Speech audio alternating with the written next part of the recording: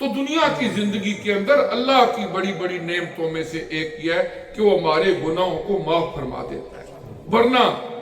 وہ علی کل شیء قدیر ہے، بادشاہوں کا بادشاہ ہے، اگر وہ ہمارے گناہ نہ معاف فرمائے تو ہم کر کیا سکتے ہیں؟ ہمارے پاس طاقت کیا ہے کہ اس سے گناہ معاف کروا لیں؟ لیکن وہ رحیم ہے، وہ کریم ہے، وہ غفور ہے، وہ اپنے بندوں پہ حال پہ رحم کرتا ہے۔ وہ ایک بڑا مشہور واقعہ شاید آپ نے پہلے بھی بارہا سنا ہو کہ اللہ تعالیٰ کے ایک نیک برگزیدہ بندے عراق کی سرزمین میں تھے، بہلول دانا، حضرت بہلول دانا۔ ان کی قبر بھی بغداد شریف میں ہے، وہاں جانے کا اتفاق ہوا تو ہم نے وہ قبر پر بھی حاضری دی۔ اللہ کے ولی تھے، ان کا کام یہ ہوتا تھا حضرت سیدنا بہلول دانا کا کہ وہ لوگوں کو اکٹھا کرتے، ان کو کوئی اللہ کے رستے کی طرف لانے کی کوشش کرتے، ذکر اذکار کی دعوت دیتے، توبہ استغفار کی دعوت دیتے۔ ایک دن وہ اس طرح بیٹھے لوگوں کو تبلیغ کر رہے تھے،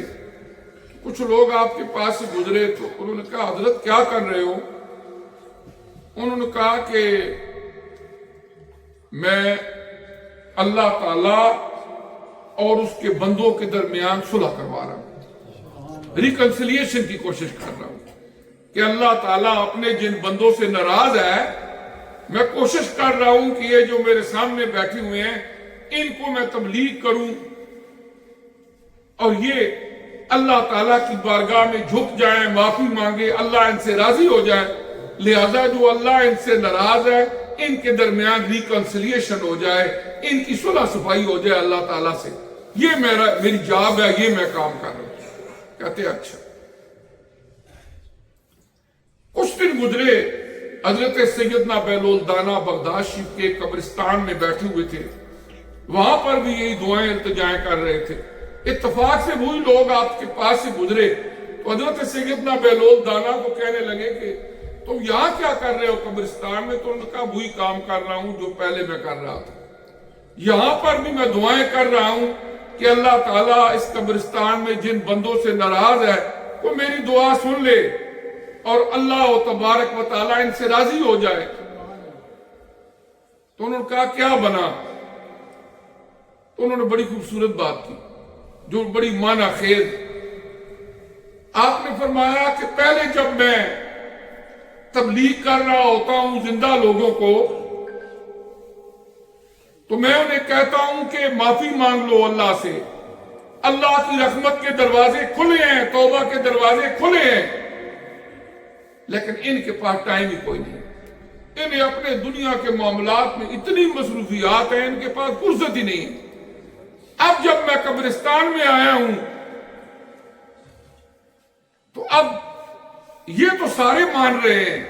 یہ تو کہتے ہیں کہ اللہ ہمیں معاف کر دے، لیکن اب اس کی مرضی ہے کہ وہ معاف کرے گا کہ نہیں۔ دنیا میں اللہ کے دروازے رحمت کے کھلے ہیں لیکن ان کے پاس ٹائم نہیں ہے، اور یہاں پر یہ تو سارے مان رہے ہیں، اب اللہ تعالیٰ کی بارگاہ میں التجا کر رہا ہوں کہ اللہ پاک ان کو معاف کر دے۔ تو اس طرح دنیا کی زندگی کے اندر جب اللہ تعالیٰ نے صحت عطا کی ہو، عقل و شعور عطا کیا ہو، ایمان کی دولت عطا کی ہو، اور پھر پتہ بھی ہو کہ ہم مسلمان ہیں، اور ڈے ون سے اللہ تعالیٰ نے انسانوں کی تخلیق ایک ہی نہج پہ فرمائی، کوئی بھی دور ہو انہوں نے اللہ کے حضور پیش ہونا ہی ہونا ہے اور اپنے کیے پر جواب دہ ہونا ہی ہونا ہے۔ تو لہٰذا یہ ہے کہ اب وقت ہے، ابھی شعبان کا مہینہ ہے، ابھی سے اپنا ایک ٹائم ٹیبل مرتب کر لیں ہم سارے رمضان شریف کے لیے، پھر زندگی میں کوئی پتہ نہیں کیا ہو کیا نہ ہو، کہ ہم اپنا رمضان شریف ایسے گزاریں کہ اس کے اندر قرآن پاک کی تلاوت بھی ہو، استغفار توبہ بھی ہو،